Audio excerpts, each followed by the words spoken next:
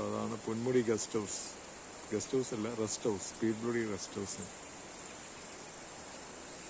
പീർബ്ലടി rest ഹൗസിൻ്റെ പുറം കാഴ്ചയാണ് നാം ഇപ്പോൾ കണ്ടുകൊണ്ടിരിക്കുന്നത്. വളരെ മനോഹരമായ ഒരു നീർച്ചാലുകൾ കൂടി വെള്ളം വരുന്ന ശബ്ദമാണ് രാത്രി മുഴുവൻ നമുക്ക് റൂമിൽ നിന്ന് കേൾക്കാൻ സാധിക്കുന്നത്. അത്രയ്ക്ക് മനോഹരമായ, എന്താ പറയുന്നത്, അതിന് വാക്കുകളില്ല, അത്രയ്ക്ക് മനോഹരമായ ഒരു പ്ലേസാണ്. ആനകളും മറ്റുമൊക്കെ ഇന്നലെ വരുന്ന സമയത്ത് നമ്മുടെ റോഡുകളിലെല്ലാം വന്ന് അതിൻ്റെ പോയതിൻ്റെ പാടുകളും മറ്റുമെല്ലാം നമ്മൾ കണ്ടു. അപ്പോൾ ആനകൾ ഇറങ്ങുന്ന സ്ഥലങ്ങളാണ് ഈ പൊന്മുടി റെസ്റ്റ് ഹൗസിൻ്റെ പരിസരങ്ങളും മറ്റുമൊക്കെ. എന്നാലും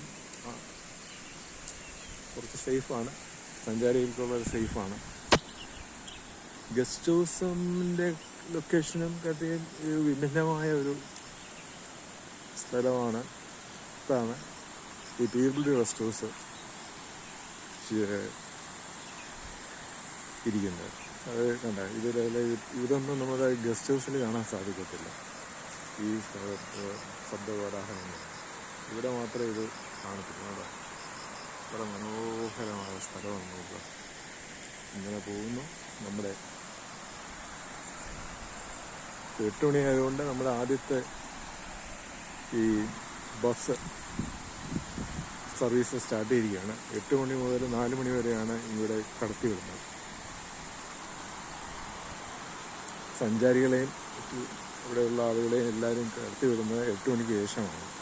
കാരണം അതുവരെ ഈ ഫോറസ്റ്റിൻ്റെ ഈ ലാൻഡ് സ്ലൈഡ്സും മൃഗങ്ങളുടെ പ്രശ്നമൊക്കെ ആയത് കാരണം അങ്ങനെ ചാൻസ് കുറവാണ്. ആളുകൾ കടത്തി വിടുന്നത് ചാൻസ് കുറവാണ്, കടത്തി വിടുന്നില്ല. ഇത് നോക്കുക, അത്ര മനോഹരമായ നീർച്ചാലാണ്. മഴ പെയ്തുകൊണ്ടാണ് ഇത്രയും, അല്ലെങ്കിൽ ഇത്രയും വെള്ളം വരത്തില്ല.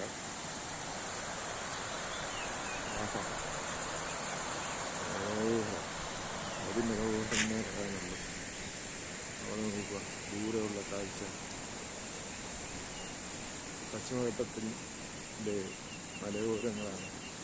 അതിൻ്റെ ഇതാണ് നമുക്ക് കാണുന്നത്. തിരുവനന്തപുരത്ത് നിന്ന് ആപ്പിട 60 കിലോമീറ്റർ റേഡിയസിലുള്ള ആ ഒരു സ്ഥലമാണ്. എന്നിരുന്നാൽ തന്നെയും എത്ര എളുപ്പം നമുക്ക് വരാൻ സാധിക്കുന്ന സ്ഥലമാണ്. കണ്ട, ആഹാ, ബ്യൂട്ടിഫുൾ.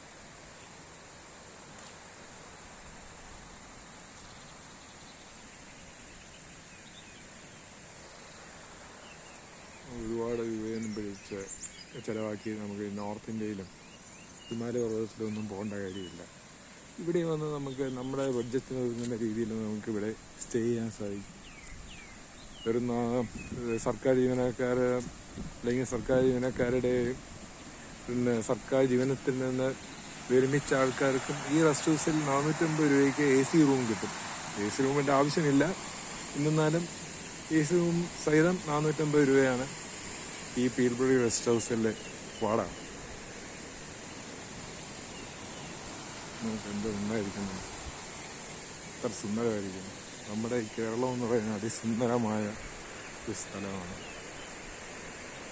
വളരെ മനോഹരമായിട്ട് നമ്മുടെ പീർബ്ലടി മിനിസ്റ്റർ റിയാസിൻ്റെ ആ ഒരു നേതൃത്വത്തിലാണ് ഇത്രയും നമുക്ക് ഇവിടെ നമുക്ക് ഇത്രയും നല്ലൊരു സ്ഥാപനത്തിൽ പബ്ലിക്കിന്, സർക്കാർ ജീവനക്കാർക്കും റിട്ടയർ ചെയ്ത സർക്കാർ ജീവനക്കാർക്കും താമസിക്കാൻ സൗകര്യം ലഭിക്കുക.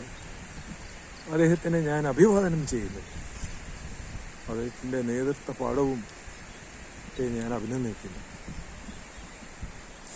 അതാ നമ്മളിപ്പോൾ നേരെ പോകുന്നത് ഈ കാണുന്ന റെസ്റ്റ് ഹൗസിൻ്റെ എൻട്രൻസിലേക്കാണ്.